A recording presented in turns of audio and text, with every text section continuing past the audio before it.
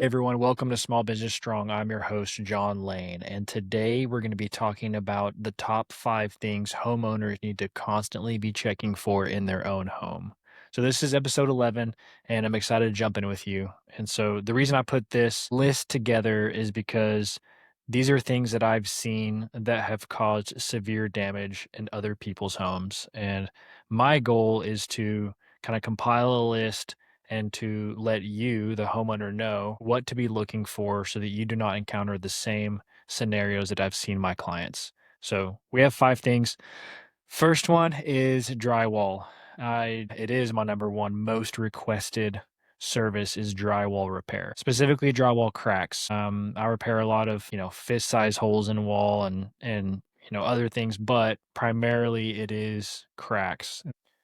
We're in Texas, and Texas has a ton of clay soil, and so that equates to a lot of movement, swelling and shrinking in the wet season and in the dry season.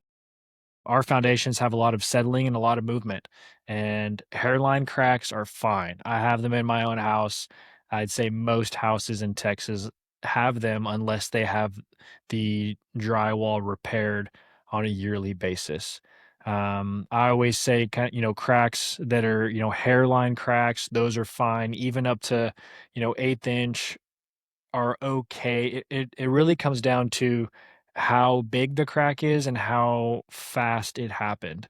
It's really over time. So if you're seeing cracks pop up over the course of a couple of years, that's really not something to be super worried about. You could always have your foundation guy out to check the levels, and if it's within an inch, there's nothing to be really too worried about. But if you're seeing quarter-inch gaps, that's not good. You want to have your foundation guy out immediately if you're seeing quarter-inch gaps, or if you're seeing even eighth-inch gaps pop up over the course of a couple of weeks or even months, you're going to want to have your foundation specialist out to measure the levels and to make sure that you are within the threshold. The second thing I want to talk about is foundation. It kind of ties into the drywall. As a homeowner, you need to be checking. If you're on pier and beam, you're going to want to check different things than if you're on slab. So for slab, you're going to want to walk the perimeter outside your house and look at cracks in your exposed foundation. So some of your foundation will probably be exposed.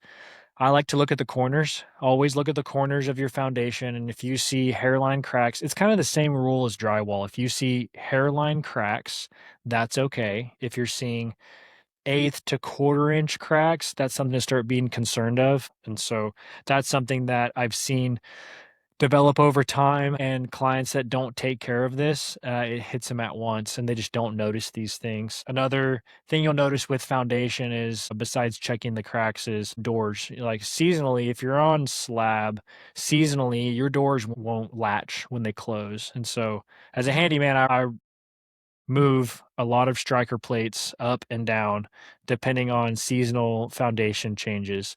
And so, that's another thing to check. And then if you have kids and they're sitting there playing with marbles and you have a marble that is, flicked and it keeps going and going and going, that's another sign. It happens. I've put a marble on the floor and it just starts rolling and hits one side of the house. So those are some things to look out with foundation. So number 3, number 4 kind of tie in together. 3 is toilets, 4 is water, but really, with toilets, I see a lot of bad wax rings, and homeowners don't necessarily know what to look for there. So there's 2 things you'll notice with a bad wax ring. Number 1 is smell. You'll start smelling sewage smell, and then 2 is you'll have every time you flush the toilet, you'll have some water come out a little bit, and so that's a sign of a bad wax ring. Again, if you're on slab foundation, which is a concrete slab, it's not terrible. Obviously, it smells and you need to get it fixed, but it's not really per se hurting anything. If you're on pier and beam, keep in mind that every time you flush and the wax ring is bad, you're essentially a little bit of water is seeping out and hitting your subfloor. It's hitting your floor, it's hitting your subfloor, and it's gonna eventually rot the wood there. I've been under plenty of houses. When I'm in the crawl space, I'll look up at the subfloor, and almost every toilet you'll see a brown ring, kind of a brown or gray ring from the wax ring at some point failing. And so those are things that really can add up over time. And so just keep an eye out. If you're on pier and beam, have a crawl space inspection done once a year. I do these. It's a few $100, and that entails me or your technician, your handyman, crawling around under the crawl space and taking pictures of plumbing, if you have HVAC down there, of all your piers and all your beams. Really, if it's damp down there. In fact, the last one I was at a couple of weeks ago, actually, just doing a general inspection, and I noted tons. He had an HVAC system that was down in the crawl space as opposed to up in the attic, and I noticed a ton of wear on all of his ducts. The insulation on all of his ducts were falling off, but also there was he had a broken line. It was like a gray water line from the sink, and so it was actually a duplex, and so you had from both sinks came down to a Y and then exited. And where it came down to that Y, there was a break. And so I noted it, tons of water down there from running the sink in the kitchen. And he was able to get a plumber out there in the next following days. So highly, highly recommend doing that, along with toilets.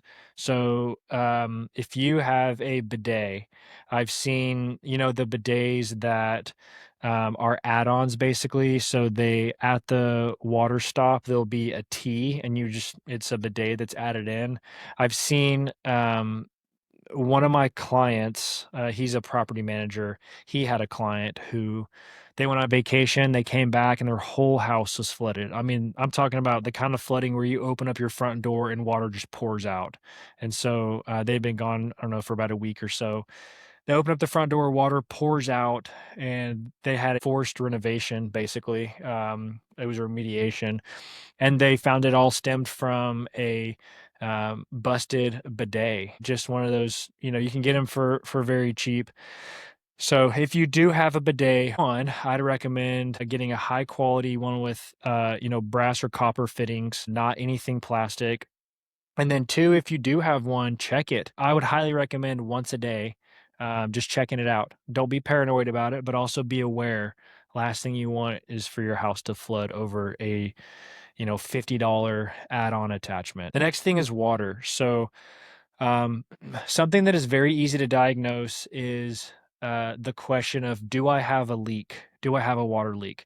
So often in Texas, especially, our water bills can get a little out of control, especially if you have a sprinkler system or if you have many occupants in your house. You're going to use more water, right? But if you have a water bill that is substantially higher, you don't need to call a plumber. You can go out to your water meter and you can check your water meter. And how you do this is, one, you need to have a meter key. And so having a meter key is paramount. I've been in the situation where I couldn't find my meter key when I needed to, had to run across street to a neighbor. Don't do that. Have a meter key. I always recommend mounting your meter key on the wall in your garage somewhere it's easy to access. If you ever have a water leak, you know exactly where it is. You run out there, grab the meter key, and run outside, open up the hatch, and turn off your water. And it's just something that is so simple, but can save you thousands and thousands of dollars down the road. Along with that, once you open it up, you can look at your meter. So your meter will have numbers and it'll have a dial on it. And so that dial spins when water comes in from the city to your house. And so first, you need to turn off all of the water in your house, make sure your toilet's not running, make sure no faucets are running, and then you're gonna wanna go out there, use your meter key that you have mounted on the wall, open it up, and check that dial. When there's no water running in the house, that dial should be standing still. It should not be moving in a circle at all. If it's moving, you know you have a leak, and then you can call a plumber. And plumbers will charge a service fee to come out, 120, 140, $160.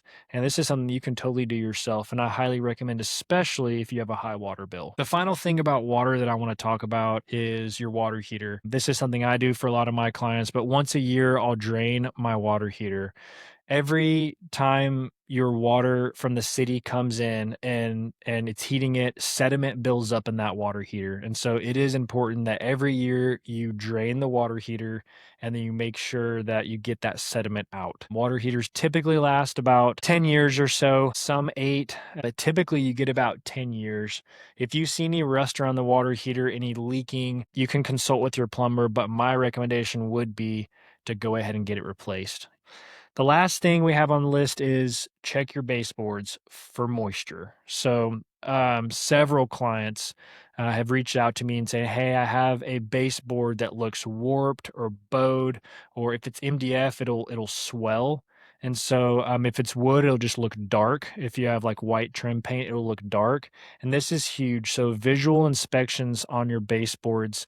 Again, you don't have to do this every day, but I would keep in mind that as you walk around the house, especially in your bathrooms, like the water heater closet, kitchen area, keep in mind the only reason those baseboards are going to swell is if it comes in contact with moisture. I've had several clients reach out to me and say, "Hey, I have a swollen baseboard.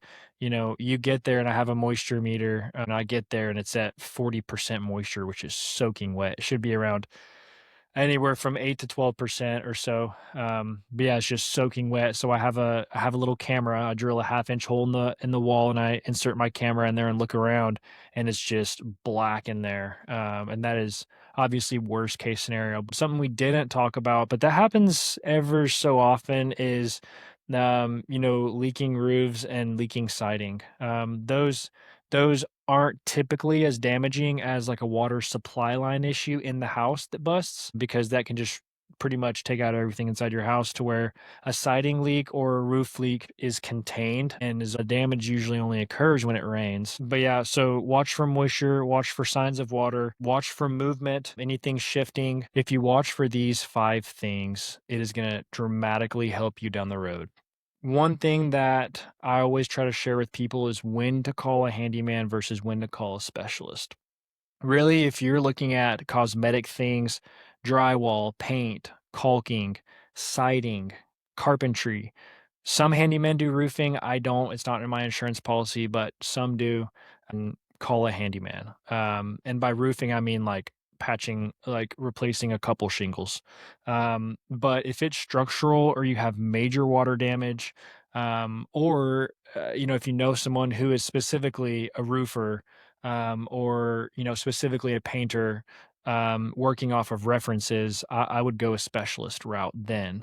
But if you're looking for just a generalist, hey, I have a punch list. That's primarily what handymen are for knocking out punch lists or honey-do lists. Handymen are going to be great at that. They're not going to have to call all these different subcontractors in. They can pretty much do most of it themselves. So again, most of these issues are normal and they happen, but ignoring them could be very costly in the end. But yeah, these things are going to save you lots of money down the road if you happen to catch them early. So, well, y'all, that's it. Thank you so much for joining me on Small Business Strong, and until next time.